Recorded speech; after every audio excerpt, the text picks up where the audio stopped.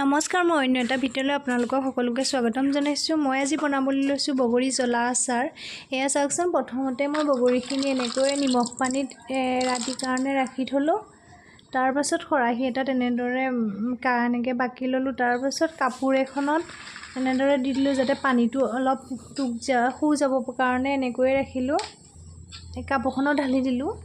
তাৰপাছত এয়া দেখিছেনে, এয়া সৰিয়হখিনি মই ৰাতি তিয়াই থৈছিলোঁ ভিনেগাৰ দি ল'লে মানে ভেঁকুৰ নুঠে, সেইটো কাৰণে মই ৰাতিয়ে ভিনেগাৰতে তিয়াই থ'লোঁ। এতিয়া মিক্সি বাতিটো তেনেকৈ মই ঢালি দিম। এনেকৈ মই মিক্সিটোত ঢালি দিলোঁ আৰু এইখিনি গোটেইখিনি মই পিচি ল'ম। এতিয়া দেখিছেনে, এয়া মিক্সিত এতিয়া মই পিচি লৈছোঁ। মিক্সিত পিচি হোৱাৰ লগে লগে আকৌ এতিয়া মই এইখিনি ৰেডি কৰি লৈছোঁ মছলাখিনি। এয়া পাঁচফোৰণ মানে চব মিক্স আছে, চকগুটি, পাঁচফোৰণ আৰু মেথিগুটি আৰু শুকান জলকীয়া, এয়া তেজপাত, এয়া ৰেড চিলি আৰু এয়া কাশ্মীৰ পাউডাৰ। এতিয়া মই কেৰাহীখন পাতি ল'লোঁ, তাতে পাঁচফোৰণখিনি এনেকৈ দি দিলোঁ। তাতে শুকান জলকীয়াও দি দিলোঁ আৰু এয়া দেখিছেনে, শুকান জলকীয়া পাছত তেজপাতখিনিও লগতে ইয়াত অকণমান দি দিম গৰম হ'বৰ কাৰণে। এনেকৈ লৰাই দিলোঁ, দেখিছেনে।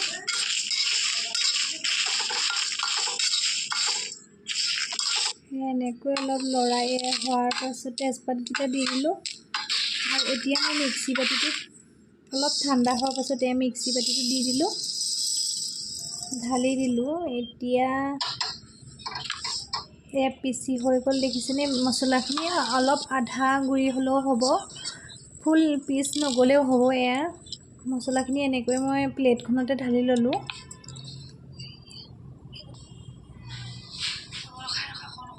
তাতে কেৰাহীটো মই এতিয়া পাতি দিলোঁ। এই জলকীয়া কেইটামান তেলতে অলপ ফ্ৰাই কৰি ল'ম, শুকান জলকীয়া কেইটামান। এয়া দেখিছেনে, শুকান জলকীয়া কেইটামান এনেকৈ মই তেলতে ফ্ৰাই কৰি লৈছোঁ।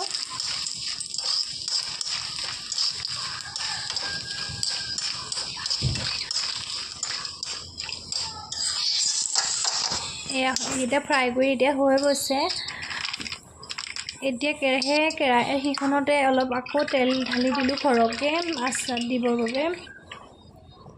ৰেডি হৈ গ'ল। তাৰপাছত কেৰাহীখনত বগৰী দিবৰ কাৰণে তেল অলপ আকৌ দি দিলোঁ। মই এতিয়া পূবালী তেলটোকে দিছোঁ বাৰু।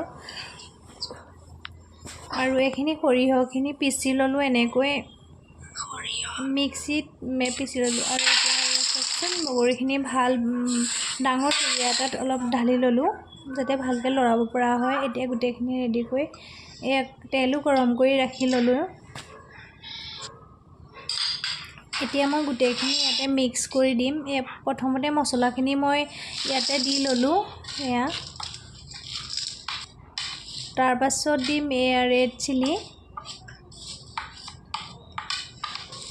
তাৰপাছত কাশ্মীৰ পাউডাৰ,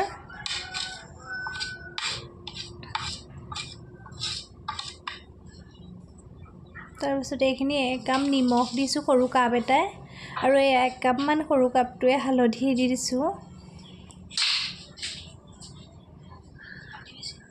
আৰু তাৰপাছত এতিয়া মই সৰিয়হ গুড়িখিনি যে পিচি থৈছিলোঁ মিক্সিত, সেয়াও ইয়াতে দি দিছোঁ। সৰিয়হখিনি আপোনালোকে ভিনেগাৰ দি তিয়াই থ'ব পাৰে, তেতিয়া বছৰজুৰি ভাল হৈ থাকে আচাৰখিনি। তাতে মই শুকান জলকীয়াকেইটা আৰু তেজপাতখিনি দি দিলোঁ একেলগে। এতিয়া মই হেতাখনে গোটেইখিনি মিক্স কৰি পেলাম, সানি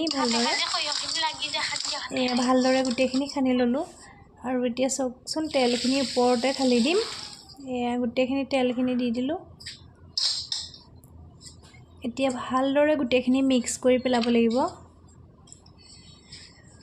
এতিয়া ভালদৰে গোটেইখিনি মিক্স কৰি দিম। হেতাখনে গোটেইখিনি মিক্স কৰি দিলোঁ। সৰিয়হখিনি যাতে বগৰীৰ লগত একেবাৰে ভালদৰে মিক্স হৈ যায়। এতিয়া অলপ দেৰি এনেকৈ লৰাই থাকিব লাগিব ভালদৰে, সৰিয়হখিনি আৰু তেলখিনি গোটেই মছলাখিনি যাতে মিক্স হৈ ভালকৈ মিলি যায়।